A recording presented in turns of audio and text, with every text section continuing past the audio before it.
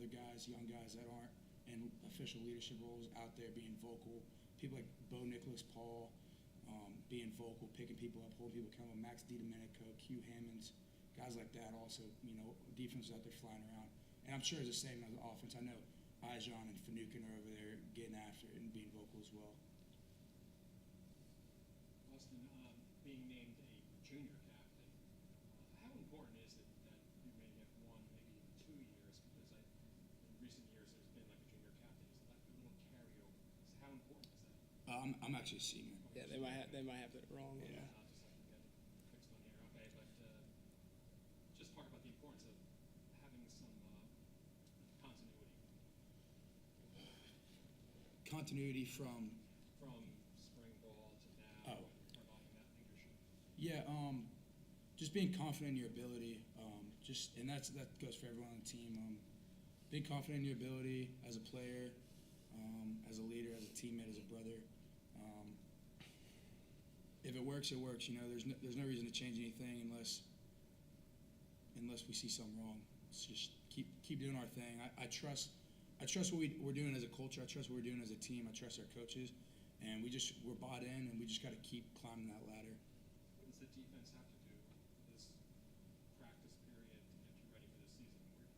Where do you feel like there's major weaknesses or very major strengths? To be honest, I'm not sure. That's more of a coach question. I know up front as a D lineman, our emphasis is to stop the run, earn the right to rush the passer. We got to improve from where we were last year as a run defense, and we're going to. I have confidence, and we've had a great summer, and we had a great spring, and I'm excited to see how it shakes out this fall. What do you think about the responsibility of being a captain? I take great pride in being elected as a captain because it's voted on by your teammates, and it's a great honor just to be entrusted by your teammates. And to me, it's just making sure I don't let them down, doing everything in my might and my ability to make sure that we're doing everything we can to win football games and build this culture as strong as possible. In your first preseason as captains, have you learned anything from the previous captains here at West Point, and have you used that to your advantage now going into this fall camp? Yeah, absolutely. Is that for either of us to answer? Yeah, both of you. Yeah, absolutely. Every single leader we've had through here before us have had their own leadership capabilities, their own leadership style that they had to offer. Marquel brought in last year, a very vocal guy, really got the energy up. We talk about our captains our freshman year and how much we respected them, the way they carried themselves. They were professionals. And two of them were guys who stayed back here for a 5th year. So you talk about the selflessness too, just staying because they want to be back with their boys, back with their brothers playing football. I think a lot of those things go a long way for us. And, small things we pick up and carry on. Yeah, I would say the same. I definitely give credit to Marquel for how vocal he was, and I've tried to let it rub off on me. None of us are trying to be someone we aren't. We're trying to be ourselves and better ourselves every day. But obviously, I've taken a lot from a lot of the previous leaders, such as Amadeo West, who played my position, was also a little undersized, played really hard, had a lot of passion. I look up to him, and I try to play like he does. People like John Voight, who came back around his program, didn't know him as a player, but his mentorship while he was here as a player personnel this previous year was tremendous. And then people like Mike Vitti, who are here as a coach, coaching against me every day. Just the way he carries himself, I look up to him because everyone on this team, including me, have an immense amount of respect for him. So people like that obviously have paved the way for us to be here right now. And Jimmy, how do you think you're going to have to conduct yourself this preseason and camp to be successful in the fall? Just conduct myself. I honestly don't look at it any different than coming with, like I mentioned before, just great attitude, great effort, carrying other guys along. I think they see that, and we just kind of rebound off each other and doing little things right. All those details, they really account to what happens in the game. I think that's what we got for that. Jimmy, last year was kind of a breakout season for you and ranked 3rd in tackles. What did you like about last season, and what do you hope to bring into this season? Last season, I think personally I was able to get a lot of tackles just due to like nature of the defense, I think everybody else was, mostly responsible for allowing that to happen for me. Like linebackers doing their job, defensive linemen doing their job, DBs doing their job. Really what I'm looking forward to this year is just making sure everyone's on their proper assignments. There's no holes in the defense. We got everything covered. Big communication. Really just executing the fundamentals in our jobs.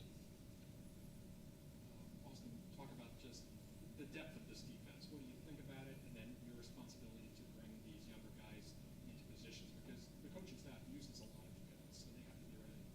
Yeah, absolutely. That's something Coach Woody, ever since I've been here, has harped on and has desired is a defense with depth, to put people in positions where they'll perform well and like play to their strengths. I think our depth, we return a lot of guys, and I think our depth is coming along. I think we have some young guys that in my position, I'm not too sure about the other positions, but I'm sure they're coming along as well. They're eager to learn. They care a lot, and they're always asking questions, paying attention to meetings, playing really hard out there with a good attitude. And I think as fall camp and as the season comes along, there'll be a lot of young guys improving and be ready to play. Just one more. Andre Carter obviously had a great year. He's promised with a contract, and he had several of your comrades who were also in camps. What's that like for you guys? Do you try to follow them? Do you stay in touch? How excited are you for them? Yeah, I've stayed in touch with Andre. I've texted him a couple times this summer. Andre's a great dude, someone I've looked up to. Just the way, not even as a football player, obviously phenomenal football player, just how he conducts himself just as a man on a day-to-day basis. He's a phenomenal dude. I keep up with him not too much, but I know he's doing well from the media. I look up on Twitter every once in a while, see how he's doing, and I've seen nothing but positive energy, very positive press about him. So I'm really excited. I think he's going to have a great career.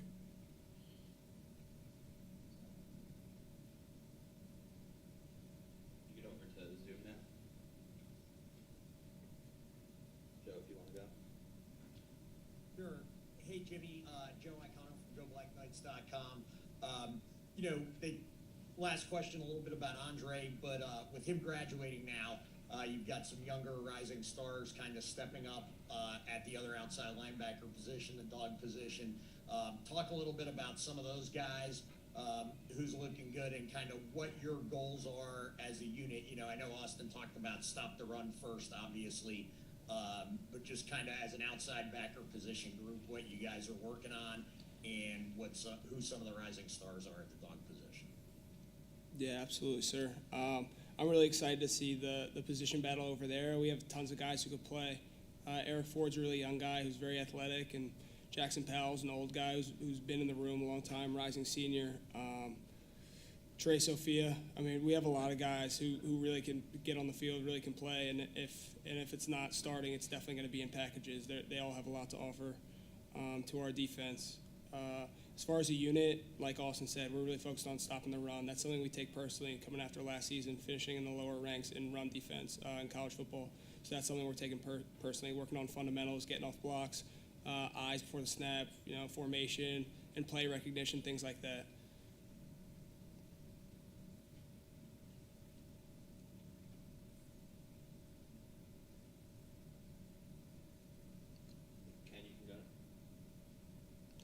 Good afternoon, guys. Good to see you both. Ken Kreitzer, Cam Vets Media. Jimmy, maybe to start, tell us what you did over the summer. Did you go out and your military training and getting set for the season? Sir, could you repeat the last part? I'm sorry, it was kind of hard to hear.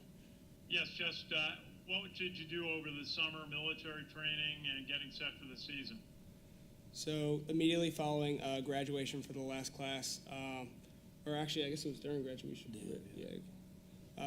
Yeah, day of graduation. So for a week long, we were over in the mountains behind Camp Buckner, right off a post. It was really fun. It was 7 days of working small unit tactics, and it was really fun. We were all together, all the football guys, all the seniors, all the rising seniors. It was a really fun bonding experience. And then after that, we moved in for the summer to take summer classes, and we've been getting after it, working out, running. I really like the program this summer. Our strength coaches, Coach Riedel, Coach Hughes, they really know what they're doing. All of them, our entire strength and conditioning staff is phenomenal. So they've done a great job preparing our bodies, preparing our minds, and we're physically ready to go for the season. And Austin, same question for you. What was your summer like, military training and preparing for the academic and year in the season? Yes, sir. So same thing as Jimmy. We all the football players, including some other athletes and other cadets sprinkled in there. It's cadet leadership development training. Like you said, field training exercise out in the woods. Pretty rigorous for us, but it was a great experience. I think that's something that we pride ourselves in as a culture, that we do these trainings that don't almost seem counterproductive to like performance on a football field, but to us it's an opportunity to grow closer as a culture, because I think we all believe that the culture is going to win us our games.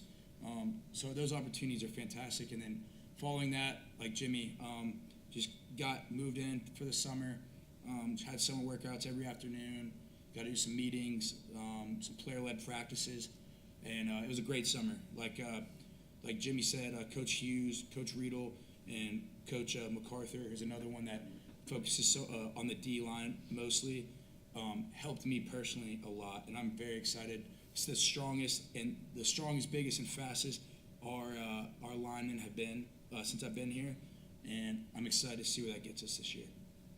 And just a question for you both. Do you spend any time looking at some of the offenses that you're going to face this year? You got some teams that you've played in the past and teams that you haven't played before. Do you tend to look at those and think about what you're going to have to do on defense against those teams? Yeah, absolutely, sir. One of the things playing to our advantage now is being with like the new offense. There's going to be a lot of similarities shared between what we're going to see on game day. So not as much triple option, and that's a good thing. And really getting us ready, getting us prepared for the season. That's all I got on that. Yeah, I've I think a big emphasis for me this season, I think for the team, is not getting ahead of ourselves one game at a time. The biggest game of the year is the next game. So for me, the only team I've watched all summer is ULM, because that's the next game. So. Well, thank you both. See you soon. Thank you. Thanks, sir. Awesome. Thank you. Thank you, guys. Thank you.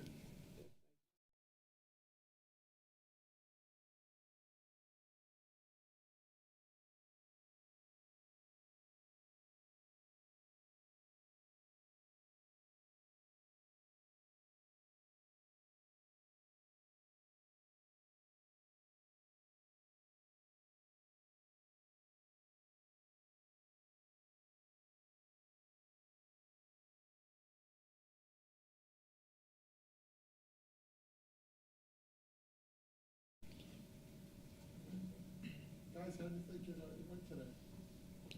I thought it was a very smooth start today. Came out with solid energy, could be better.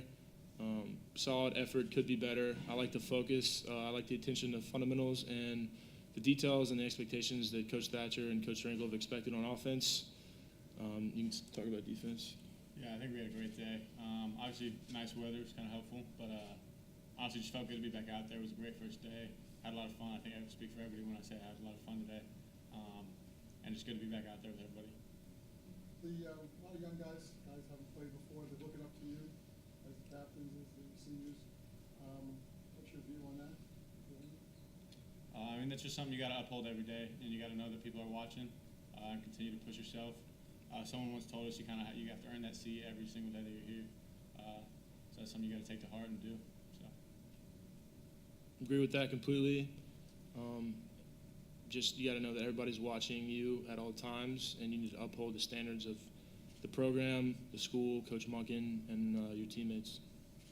Final question for me: new offense. What's your thoughts right off the bat? It's exciting.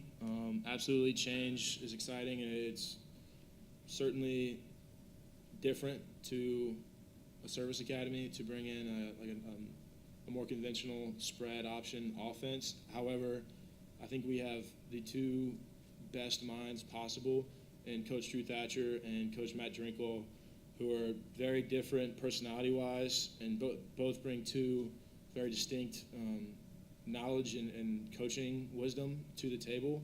and then applied with a lot of senior leaders on offense, such as Ajon Marshall, myself, Bo Lombardi, Jackson Flipwick, Shane Buckingham, Booby Law. I could go on. There's a myriad of guys that are going to take this team through success, just doubling down on the values of our team that are present regardless of what formation, what play we run. You know.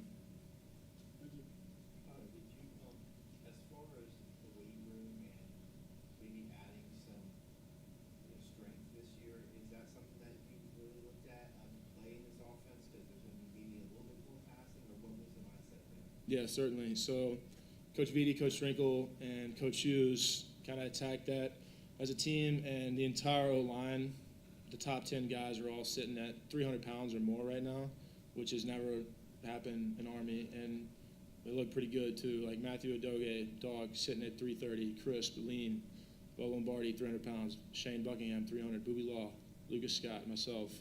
And it's all just a testament to Coach Hughes, his staff, and our nutrition staff, and then just combining and focusing and setting weight goals and body composition goals that we simply just executed up to this point. So we could play in an offense where weight is very helpful. The triple option required a little bit more like bending and movement patterns, running style movement patterns, while now we're more upright, different posture, different footwork. As a lineman, is that more something you to be able to deal with? Yeah, everybody wants to move more weight, so definitely put some pounds on the bench, pounds on the squat. Just get as big as you can. Is it a huge adjustment? Not really. Just the same core values that we've had in the past are present now. Still need 5 just dogs on the O-line, physical effort, intensity, physicality. Again, as I said, we need a quarterback that takes care of the ball, makes good decisions, makes plays on his feet.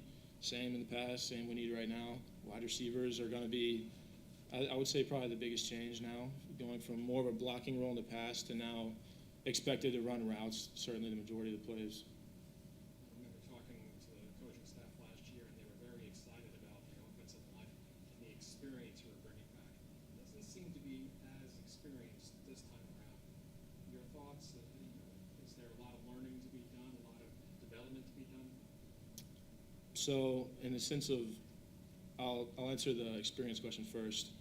So we're bringing back Jordan Booby Law, myself, Shane Buckingham, Simon Dellinger, Sam Barzak, and Jackson Flipowicz, off the top of my head, that have all started multiple games for us. And so I think experience is going to be helpful regardless of what offense we played in. That experience of knowing how to attack a game week, knowing how to lead younger guys, knowing how to come together to accomplish a win in a game is certainly applicable to now. And just having the I guess, calmness and collected personality, like, looking for the word, just sense of being focused during a game and not being nervous and scattered is what's applicable now. And then everybody's starting off on the same foot. A lot of guys played this offense in high school. It's very simple. A lot of people are just running the same concepts nowadays out of different formations. But, I mean, it's very simple. Did you like the new system? I mean, it's fun to just clash heads with a D lineman for 70 plays a game, but just the way the game is looking now, spread the ball out, attack all 53 and a third yards of the field dynamically is more suited to Coach Drinkle and Coach Thatcher's skill set.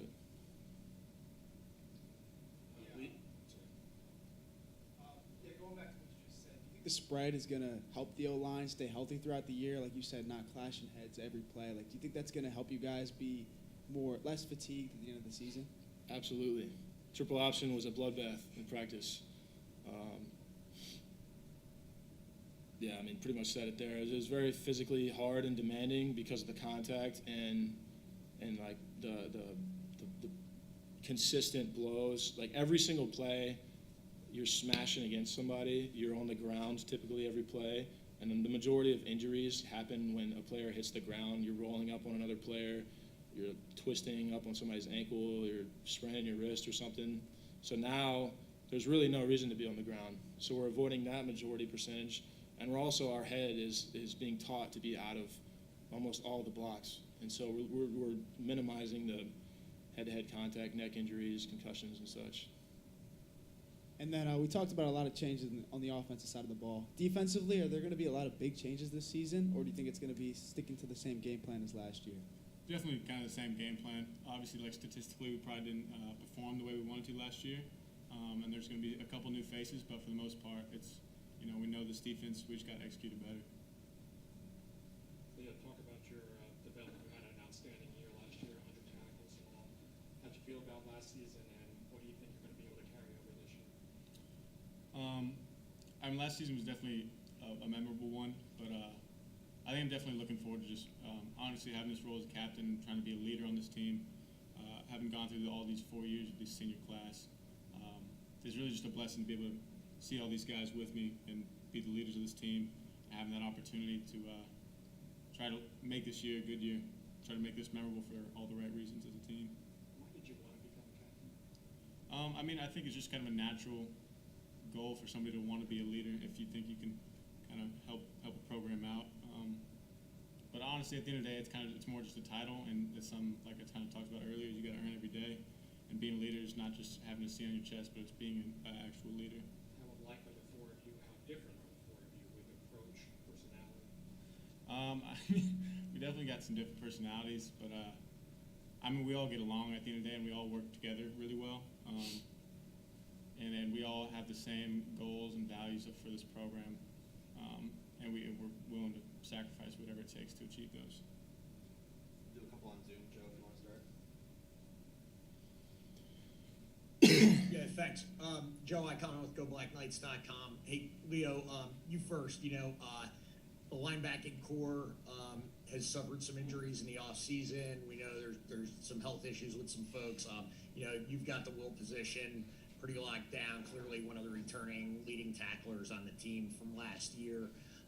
Talk a little bit about the linebacking core as a whole, the Mike position, how that's filling out, and kind of some of the guys who are stepping up maybe opposite you on the inside.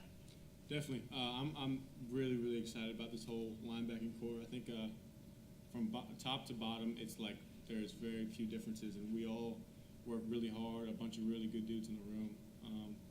And I think specifically at Mike, you got Andon Thomas, Caleb Fordner, Spencer Jones, Camden O'Gara. All those guys are guys I fully trust to get on the field. And even at Will, myself, Adam Cash, Brett Jarena, all those guys I could easily see playing this year.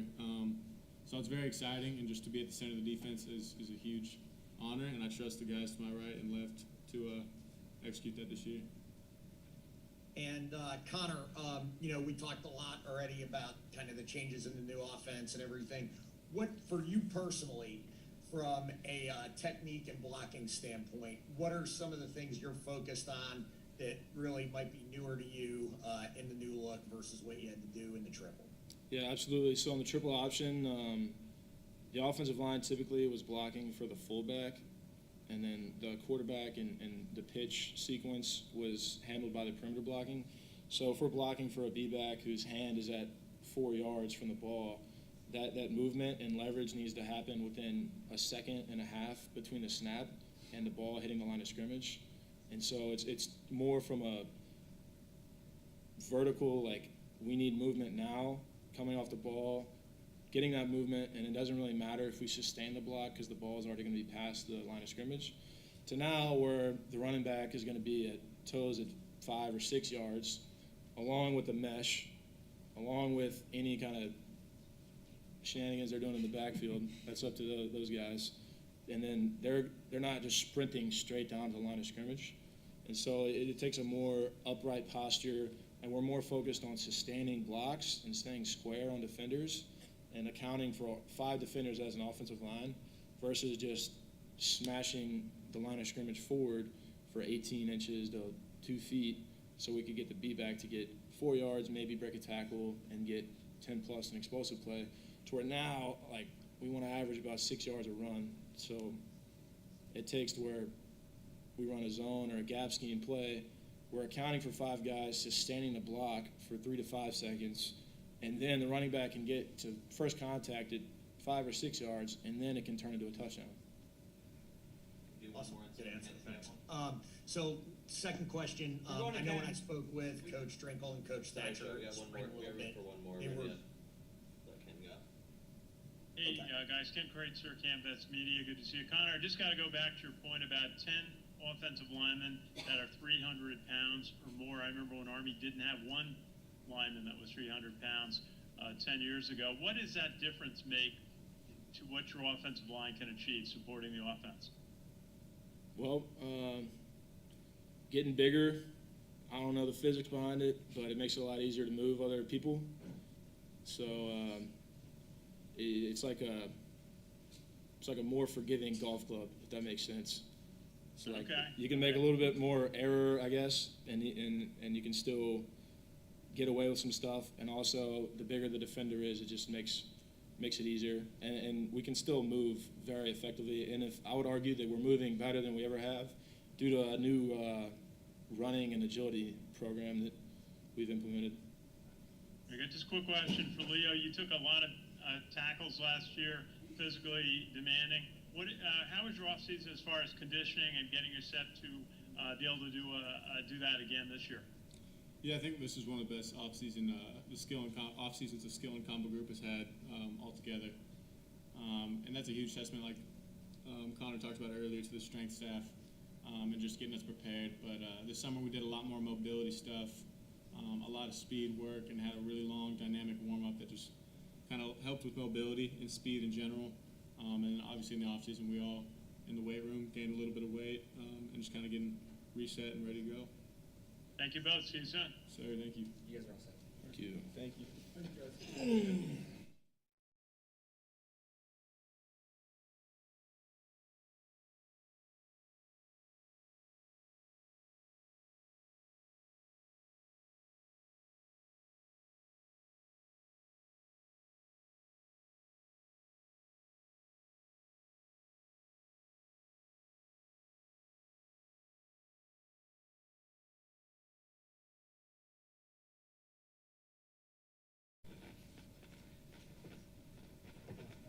We start, okay.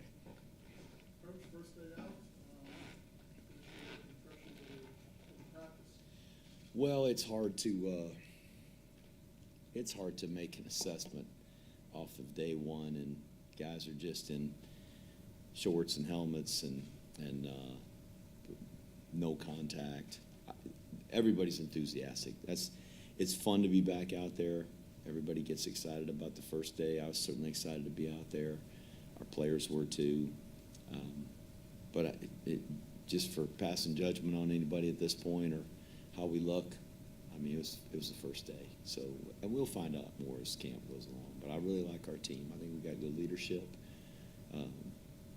There's enough guys out there that have played football for us that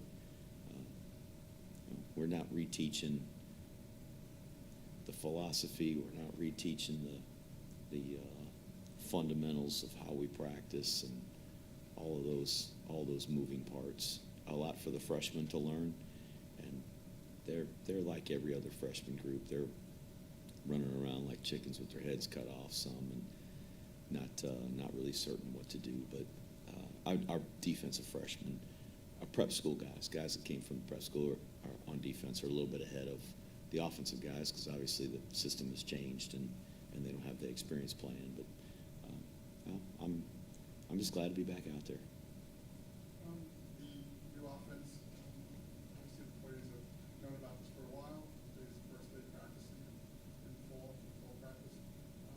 What you get from that? What do you think they're saying themselves? Are they excited about it? They are. I think Connor kind of communicated that, just the ability for our guys to be able to learn and learn fairly quickly. The system that we were running, the under center triple option, is a great system, and it's helped us win a lot of football games here.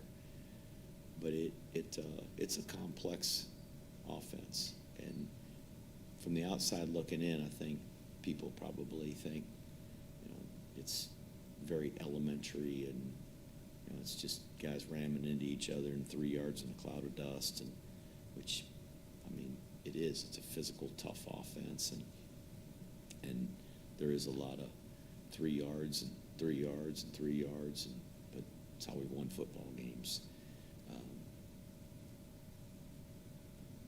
But that offense is very complex. You just talk about one triple option play, and when the front changes or the coverage changes or a formation changes to run the same play, there's oftentimes different assignments, different fundamentals and blocking techniques for certain players. The slot doesn't just automatically on the inside veer triple option go and arc the safety in that offense. Sometimes got to arc the corner. Sometimes got to load the linebacker. There's just different things, and it's a lot to remember. It's a lot for especially a freshman to learn right away. And I think what we're doing now, it simplifies the learning process, and so our players, I think, have really enjoyed that part of it, that we were able to, in the spring, spend some time in meetings and get out there for spring practice, and our guys were able to learn pretty quickly and be able to execute fairly quickly. And I think our freshmen will experience that as well. So, I mean, Connor said, it doesn't change the philosophy. We still want to be a tough, hard-nosed football team that runs the football and stops the run. We want to be an offense that can control the clock and limit the possessions of the other team. Those philosophies are all still there. We're going to be structured a little differently and present it a little differently and maybe run some different plays. Our base plays are different than what they had been, but the philosophy is still the same. Jeff, do you find that the veterans got it? Have they unlearned the old way? How comfortable are you with them learning the new way? Well, I don't know that they had to unlearn things. There are fundamentals in football and techniques for blocking and pass protecting and all those things those don't change from one offense to the other. Certainly, the way we aligned and our offensive line, especially being in a three-point stance and coming off really low and the combo blocks and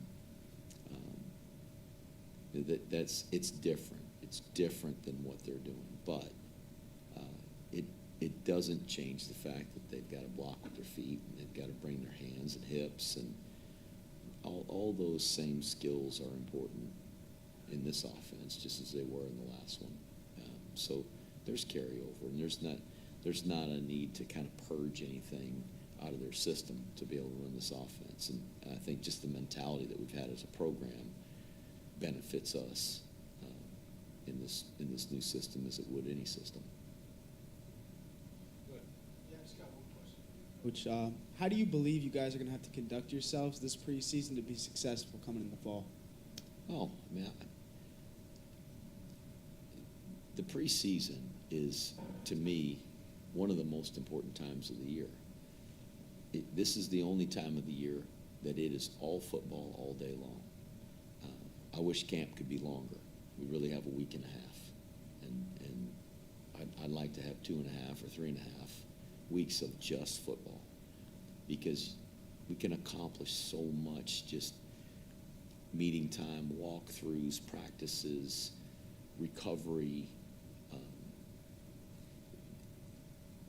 Camp's the most important time of the year in terms of establishing ourselves as a team. And so in terms of what we've got to do, we got to do a great job of learning our assignments so that we can get into practices once school starts and we're one a day and we got them for just a limited amount of time every day, that we can execute the plays that we want to be able to run on Saturday afternoons and do them over and over and over and over and over and over and over again and become very proficient at running those plays. And so that mastering the mental part of it, to me, is a big piece of preseason camp. And then identifying who those guys are that are going to be the biggest contributors. And as we go through the season, there's going to be other guys that show up, and there'll be injuries, and other guys have to find their way into the lineup. But there's some guys that have made some moves from their freshman year to their sophomore year, or sophomore to junior year, that are really finding their way into the lineup. Connor mentioned Matthew Adoge. That's a guy a year ago who he wasn't even going through practice full speed. And now he's found his way where he's battling for a top spot on the depth chart. So identifying those guys that are going to contribute, identifying freshmen that we think may have a chance to contribute and help us. And I think there's probably some out there, too early to tell right now after day one, but identifying those guys and getting them in the mix.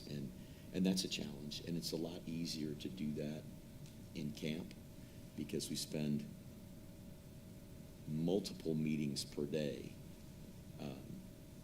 working with those guys, really getting an idea of who understands, having an opportunity to evaluate those guys doing our stuff, whether it's offensively or defensively. Because once we get into the school year, we got to make some determinations on who's kind of maybe pushing for a travel squad spot and who's going to be a scout team guy. And once that divide is made, it's a lot more difficult for a guy to kind of go from the scout team defense to a travel squad defense, or a scout team offense to a travel squad offense. And so trying to establish that and figure that out is important. Getting a lot of work and really developing our special teams. That's been a big part of our success here. And we got a really good culture surrounding special teams. Coach Saturnio is the reason for that. He does a tremendous job and figuring out who our starting punter is going to be, who our starting snapper and kicker are going to be. Those are jobs that people don't often think about when they think about the starting lineup. But those three guys are starters too. And if you don't have a good one, you're going to struggle.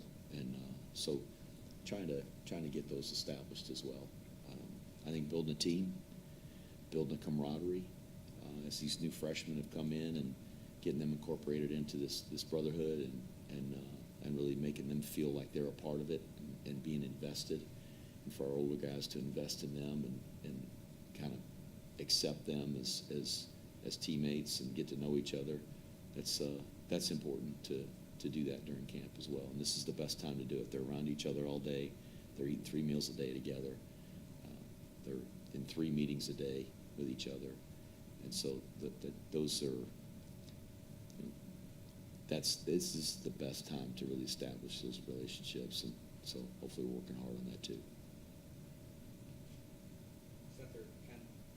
Jeff, at this stage, 4 weeks out, what's the percentage of, in your head, about positions, at least maybe too deep in your brain? I mean, is it 50% settled, 70% settled, and then you see how the pieces move during the preseason?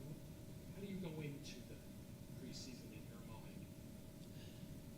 When we took rep 1 today, I mean, I think there's guys that just step out there in the first defense and the first offense, and they're there for a reason. They came out of spring ball, and they were the guys that performed the best, and we think if we played a game this afternoon, they'd be the starters. So some of it's established right now, but every job is up for grabs. It's not a situation, it never has been here, where somebody's anointed and they just are automatically the starter. It doesn't matter how they practice or what they do, that they're going to continue to be the starter. That's earned as they go through camp, and it's going to be earned on a daily basis. And what I think is positive is there's some good, healthy competition in a lot of positions on our team, and that's only going to help everybody get better. We'll go to Zoom for 2. Ken, you want to kick us off on Zoom? Yeah, hey, Coach. Ken Kreitzer, CanVets Media. Good to see you. Maybe just talking about positions. Obviously, this is the first year in a while you don't have a regular quarterback going into the regular season. Bryson Daly and Dwayne Coleman played well in the spring game. You've got Zach Mundell was out hurt in spring. Tell us about how you're approaching the quarterback position and some of the alternatives that you have. We're just trying to find out who is going to get to the top of the depth chart. Bryson Daly took the first reps today. Alex Meredith, Dwayne Coleman. Those guys are probably going to be in a slugfest for at least a few days and maybe a couple of weeks here before we really figure out who's going to be at the top. But Zach Mundell is still a little bit injured. The injury had just kind of nagging him, unfortunately. It kind of resurfaces, and that's frustrating for him and for us. We want him to get healthy, and I think he's got a chance to be a really good player when he gets healthy. But those three guys that I mentioned right now are at the top of the depth chart, and they'll battle it out, and we'll kind of see as we go through the next couple of weeks who emerges, and hopefully some of those freshmen that we've got. I think there's some good freshmen. Hopefully a guy or two there will impress us, and perhaps maybe one of those guys or two of those guys can find their way into the depth chart. And I don't know if how many of those guys can be starters yet. We've been out there one day, but I think there's enough good athletes in that group that they can find their way to being a travel squad guy. And Coach, one of the a national article you talked about the impact of the NCAA changing the blocking rules last year and how that impacted your philosophy and your plans. What was it that the NCAA came out with that affected blocking and kind of encouraged this change? Well, just the fact that we can't block below the waist on the perimeter at all, and we can't block below the waist farther than 1 yard down the field in the interior. So only the interior lineman and a stationary back that's aligned in the tackle box can block below the waist. And those blocks all have to be on their initial surge and within 1 yard of the line of scrimmage. So if a rusher blitzes off of an edge and gets into the backfield, as long as it's from the front, a back could block him below the waist. But a back can't go outside the tackle box and attack that same guy that's rushing the passer and block him below the waist outside the tackle box. So those are rule changes that are very different from what the rules have been, and frankly, our reliance on getting a protected linebacker blocked, our reliance on the cut block to get that done has been a big part of this offense over several decades. And the offense itself, the action where the quarterback opens up one direction and the fullback dives to that direction and the slot back goes in tail motion that direction, and all the hats up front, the offensive line, are moving in that direction. It gives those linebackers that are protected by the defensive line a chance to get to the perimeter and not get cut now. We used to be able to loop a tackle to the perimeter and cut him, take a slot back up the field and cut him, or take a back out of the backfield, the fullback. If we're running the belly G option, we'd go out there and cut that guy and get him on the ground. Now we've got to lock on and try to run him by the play and get leverage, and it's just really hard to do. And we would run the counter option, and we'd pull the backside guard, and we would log the end and cut him. Well, we can't do that anymore. So it's just that rule changes the offense and makes it more difficult. I'm not saying it can't be done, but it just makes it a lot more difficult. And so we beat our head against the wall last year trying to get those guys blocked. And I know you watch every game, Ken. The wide receivers are lined up 3 feet from the tackle, and they're cracking linebackers, and then that means the tackle's got to arc and go block a secondary player. So you got an offensive tackle trying to block a safety on the perimeter. And so I just didn't think it was sustainable. I didn't think we could continue to do that year after year.